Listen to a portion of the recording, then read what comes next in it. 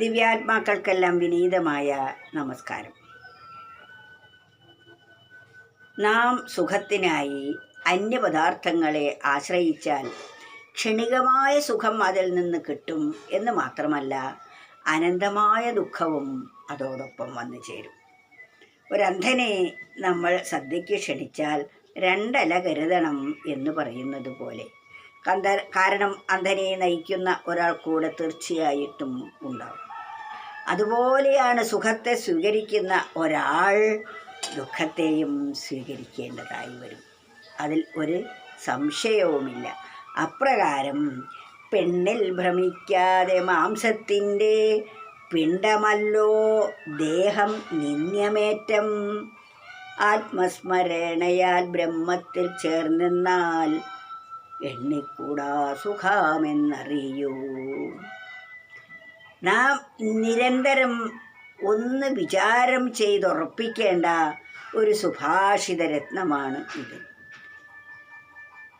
ഒരു സ്ത്രീ പുരുഷനിലും പുരുഷൻ സ്ത്രീയിലും ആകൃഷ്ടരായി എന്തെല്ലാം നിയമവിധേയമായിക്കൊണ്ടാണ് ജീവിക്കുന്നതെങ്കിൽ അത് ശ്രേഷ്ഠമാണ്.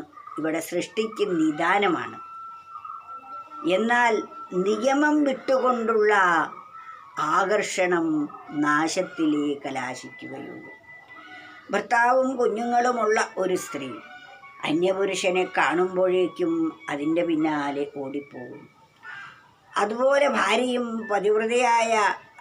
പതിവ്രതയായ ഭാര്യയും കുഞ്ഞുങ്ങളും തന്നെ മാത്രം കാത്തിരിക്കുന്ന ഒരു ഭർത്താവ് മറ്റൊരു സ്ത്രീയുടെ കൂടെ പോകുന്നത് അതിലും നീചമായ പ്രവൃത്തിയാണ്.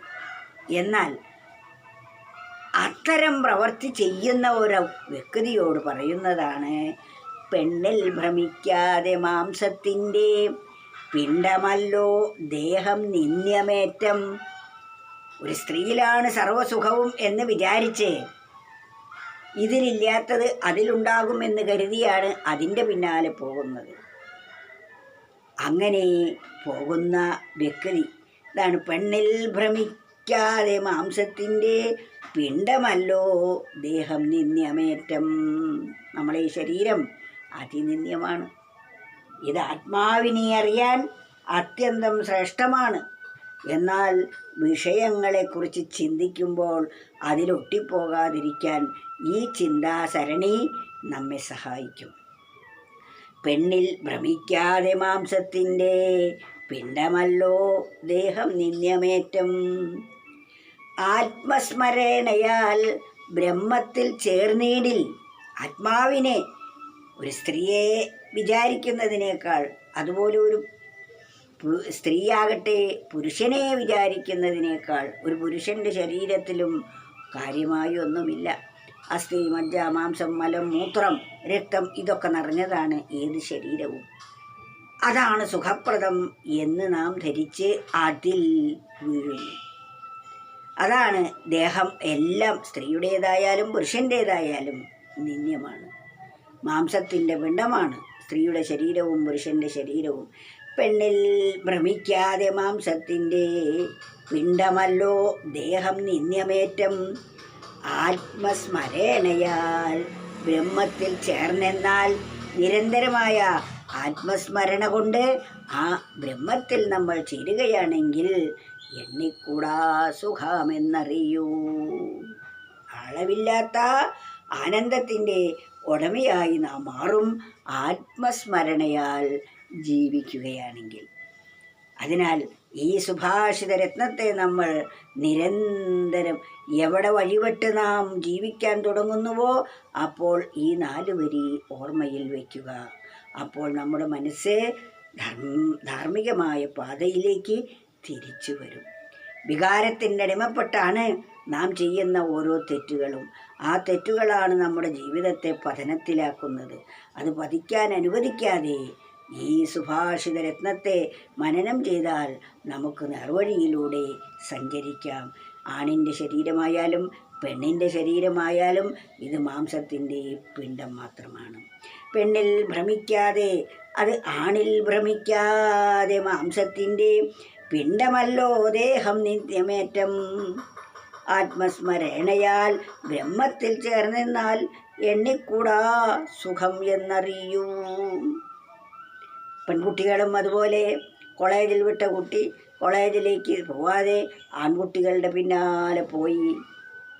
കാരണം ആ ആൺകുട്ടി വിളിച്ചയിടത്തേക്ക് പോകുന്നു.